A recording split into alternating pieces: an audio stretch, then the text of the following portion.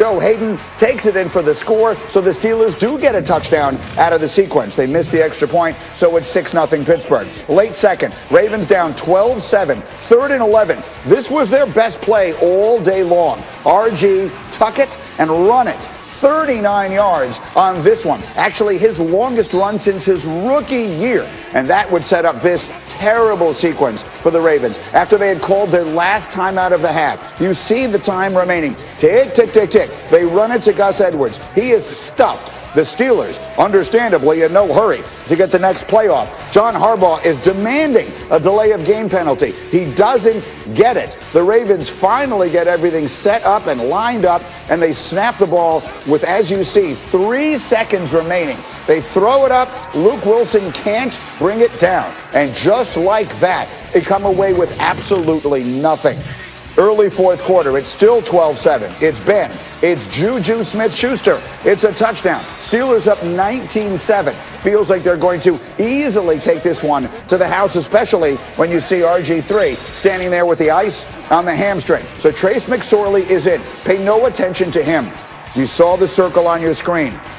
That is Bud Dupree, the outstanding pass rusher for the Pittsburgh Steelers. Down he goes, no contact. They fear it's an ACL. Schefter will have the latest coming up in just moments, but that would be a devastating loss. Meanwhile, next Ravens drive. How do the Steelers allow this? Hollywood Brown faking people out and going to the house. 70 yards. Trace McSorley's first career touchdown pass. Ravens within 19-14. Just over 2 minutes left. Steelers trying to run out the clock. Oh, what a dangerous throw. Ben throwing it up, but James Washington, strong hands, securing that as the Steelers eat up the clock. And here's the one that puts it out of reach. Benny Snell driving forward on a 3rd and 1. They rule it a first down. Not everybody's certain that he got it, but one way or another, what is certain is the Steelers have not lost a game this year. To be bluntly honest, man, I'm really disappointed in our performance tonight. We did enough to win, but that's all. It was really junior varsity, to be quite honest with you. Not a lot happened tonight to be proud of or to be excited about. You had some red zone failures and a number of drop passes. What do you attribute that to? Anything in particular? Us sucking. So that is quite blunt, and he may not be happy, but a Steeler win keeps them a game up on the Chiefs for first place in the AFC playoff picture, and you see the Ravens all the way at the bottom of the right end of your screen right now on the outside looking in, but we will go through their remaining schedule a little bit later. Let's bring in the crew again, and I'm delighted to welcome in. Dominique is here, and Lewis is here, D. Wood and Schefter. I will come to you in a moment on the terrible injury news for the Steelers, but let's just start big picture here. The Steelers 11-0. Why, Dominique, do you think Mike Tomlin was so upset?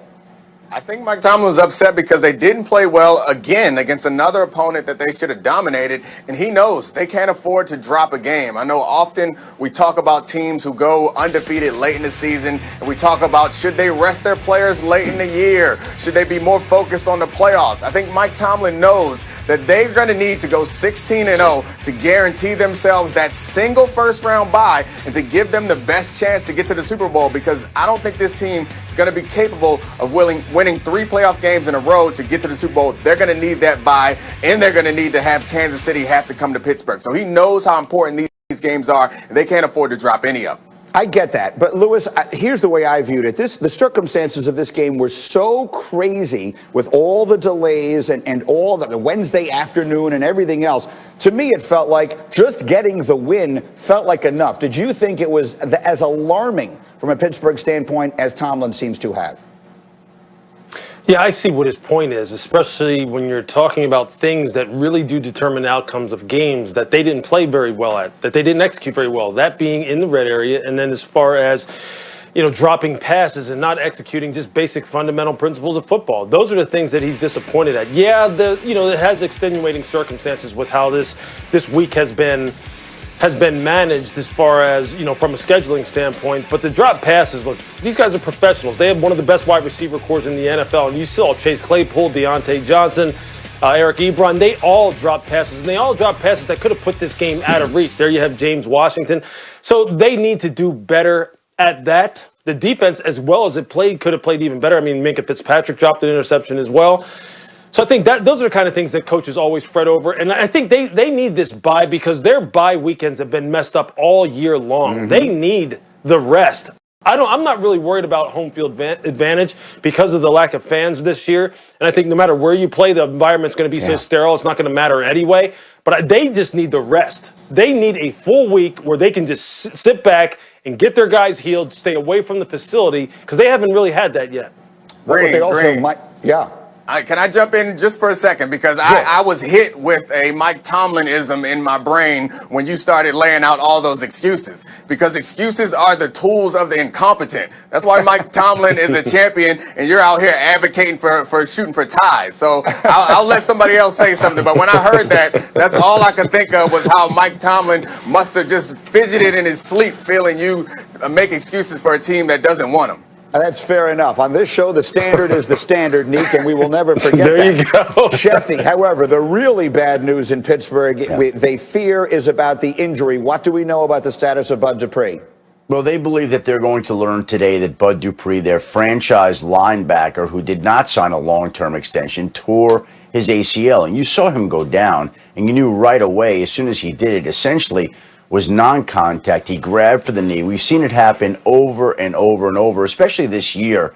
And he limped off the field. And again, the moment he did, you knew that it was going to be a significant knee injury. Now, we'll get confirmation today whether it is indeed a torn ACL, but that is the expectation, that he's going to have a torn ACL. He'd be out for the year. And keep in mind, I mean, you just watch him go down in that play. If you keep in mind at this particular time, they already lost Devin Bush to a season-ending injury. So now they've lost Devin Bush. Now they've lost Bud Dupree. And now that defense, that was the strength of this team, is not quite as good as it once was. Absolutely. And so that's why I want to bring it to my offensive lineman here, D. Wood. If they are indeed now without Dupree the rest of the way, from an O-line standpoint, just from an offensive standpoint, how much less scary does that make this Steeler defense? Oh, it makes them a lot less scary. Because when you look at it now, you had two guys that were terrorists coming off the edge in T.J. Watt and Bud Dupree. Now, if I'm an offensive player, hey, we can focus our attention on T.J. Watt, trying to take him out the game plan. And if you don't have that rush that the Steelers are known for, because they lead the league in sacks, if you don't have that rush, that pressure that they generally been able to get, this is a different Pittsburgh Steelers team. And I know they got guys on the back end, but when you can't pressure the quarterback, that leaves you highly susceptible to the passing game and having a lot of success. So those two injuries, man, particularly Bud Dupree, I think it's going to be a difference maker as far as that Pittsburgh Steelers defense. And Neek, at the risk of drawing the ire of Tomlin again by projecting forward, that does feel particularly important if we are already thinking about them against Kansas City, right? The ability to get pressure without bringing additional people, that could be a devastating loss. But they do bring additional people. And I honestly, losing Bud Dupree is sad and unfortunate, but I don't think it's going to hurt their defense nearly as much as the Devin Bush loss. Bud Dupree, I think, benefits quite a bit from their blitz packages. He's not a one-on-one game wrecker in the way that T.J. Watt dominates the pass rush. So losing Bud Dupree, obviously, he's a starter. He's a highly drafted player. It matters, but I'm not sure that it changes this defense nearly as much as when they lost a flexible linebacker like Devin Bush. All right, so a very quick final thought here, Louis Riddick. As we look, they have tough games left on their schedule. They have Buffalo. They have the Colts. Do you believe the Steelers will go 16-0? I don't think they'll go 16-0. I think there'll be a slip up at some point in time here, simply because it's just human nature, and it's so hard in the NFL. And they've got some tough opponents there that will be geared up because every team is going to shoot for them now. Obviously, you know how that goes. But as Mike Tomlin says, another Mike Tomlinism: no excuses, no explanations. They'll figure it out, and they'll battle Kansas City in the AFC Championship game.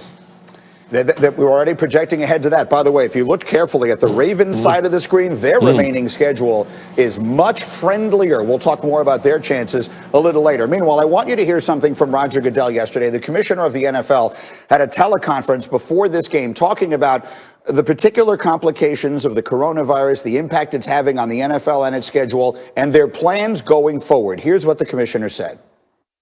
Let me be crystal clear, as we have been with our club since last March. Health and medical decisions have and always will take precedence over competitive considerations and business interests.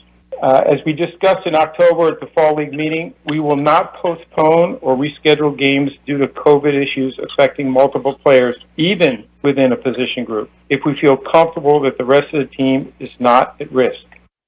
And of course, this was a week in which the Broncos played basically without a quarterback, and this game got pushed all the way to here. Schefter, what have you been hearing around the league about what the commissioner said?